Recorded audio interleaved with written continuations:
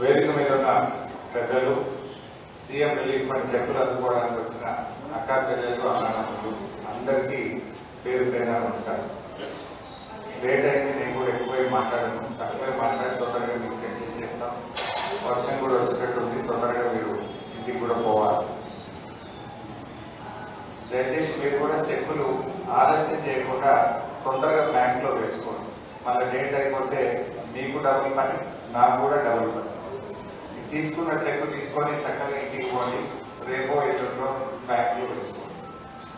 ఈరోజు దాదాపు 191 మందికి 43,68,000 రూపాయల సీఎం రిలీఫ్ ఫండ్ చెక్కులు మీకు అందజేయడం జరుగుతుంది. మన ప్రభుత్వం మరి గతంలో కేసీఆర్ గారు ఉన్నప్పుడు తొందరగా మనం పేదలకు సాయం చేసుకునే అవకాశం ఉండేది. ఈరోజు ప్రభుత్వ ఆసుపత్రుల్లో ఎలాంటి పరిస్థితుల్లో మీరు చూస్తున్నారు. చాలా చోట్ల కూడా ప్రభుత్వ ఆసుపత్రుల్లో మందులు లేక ప్రజలు బాగా ఇబ్బంది పడుతున్నారు. కాంగ్రెస్ ప్రభుత్వం మాటలు ఎక్కువ, వ్యంగ్యం ఎక్కువ, పని తక్కువ. వాళ్ళు పరిపాలన గాలితో చేసిండ్రు. ప్రతిపక్షాల మీద ఎంతసేపు విమర్శించుడు, బురద జల్లడం, కక్ష సాధింపు చర్యలకు పాల్పడడం, దాడులు చేయడం, లేదంటే అక్రమంగా కేసులు పెట్టడం, ప్రజలను పాలన గాలితో చేసింది. పొద్దున్నే తక్కువలు ఊరిపోయి డెంగ్యూ వచ్చి పాపం చిన్న వయసులో ఉన్న ఒక ఆవిడ చనిపోయింది. ఎందుకు ఈ పరిస్థితి వస్తా ఉంది? పారిశుద్ధ్య నిర్వహణ లేక రాష్ట్రం మొత్తం కూడా ఇలా జ్వరాలతో బాధపడుతున్నారు. ప్రతి 4 ఇళ్లలో 3 ఇళ్లలో ఎవరికో ఒకరికి జ్వరం వచ్చి బాధపడుతున్నారు.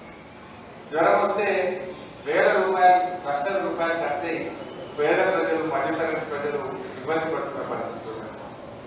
రైతులు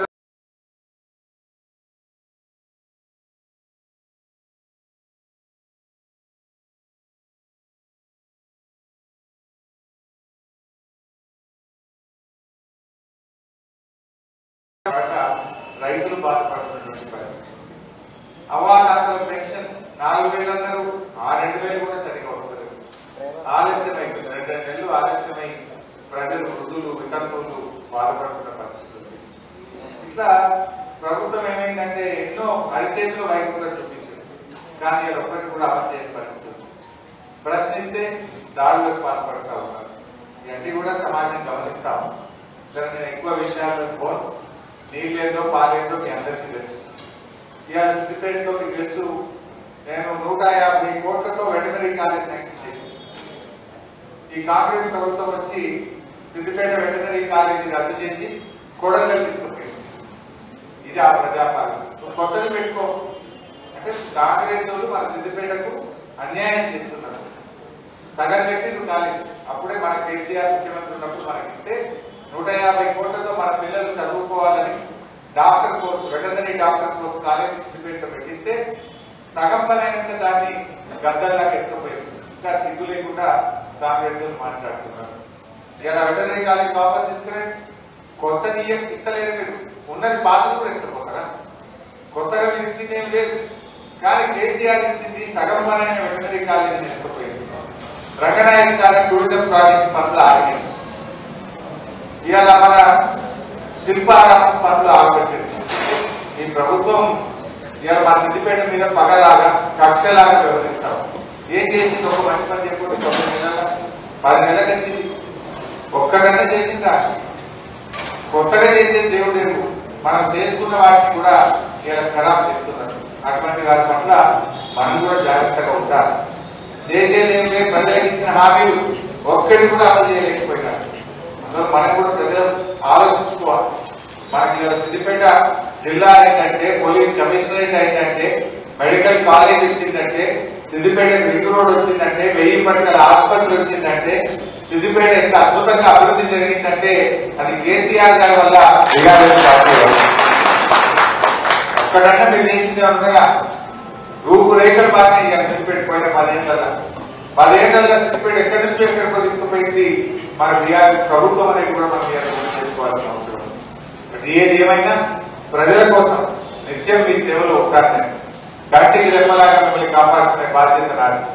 ప్రజలకు ఏ కష్టాలు వచ్చినా మీకు ఎలాంటి సేవలు అవసరం ఉన్నా అన్ని విధాలుగా కూడా మా కౌన్సిలర్లు, మా నాయకులు, మా ప్రజాప్రతినిధులు, నేను మేమందరం కూడా మీకు అందుబాటులో ఉండి మా శాయశక్తుల మీకు సేవ చేస్తాం, మా సహకారాన్ని కూడా మీకు అందిస్తామని చెప్పి తెలియజేస్తూ, ఇవాళ ఎప్పుడు మా సెంటిమెంట్ లో నా ఇంటికి ఏ ప్రజలు వచ్చినా కడుపు నిండా అన్నం పెట్టున్నాం, చేతుల గల సాయం చేస్తున్నాం.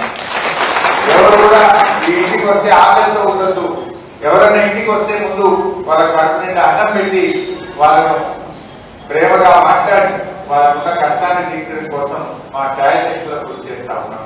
అట్లా ఇది మన ఇల్లు అనేటువంటిది ప్రజల ఇల్లుగా, ఇది సిద్దిపేట ప్రజలందరికీ తమ సొంత ఇల్లులాగా భావించే విధంగా ఈ కార్యాలయం ఇల్లు అందరి కోసం పనిచేస్తా ఉన్నాం.